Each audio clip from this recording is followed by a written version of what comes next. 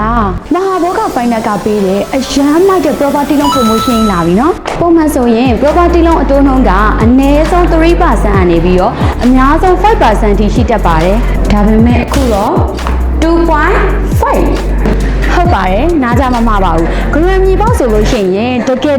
2.5% နဲ့ရမှာဖြစ်ပါတယ်ရှင်ဒါပေမဲ့တခုရှိတာကဒီ special rate က February လတစ်လတည်းပဲရမှာနော်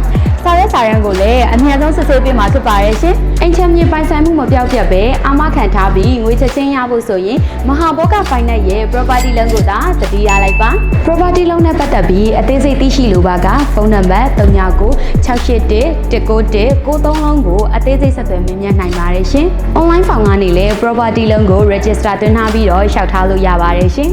online register form link ကိုဒီ video ရဲ့ post မှာချပေးထားပါမယ်နော်တင်းရဲ့လိုအပ်ချက်ကျွန်ုပ်တို့ရဲ့ဖြည့်ရှင်းချက်မဟာဘောကနေရှိဆက်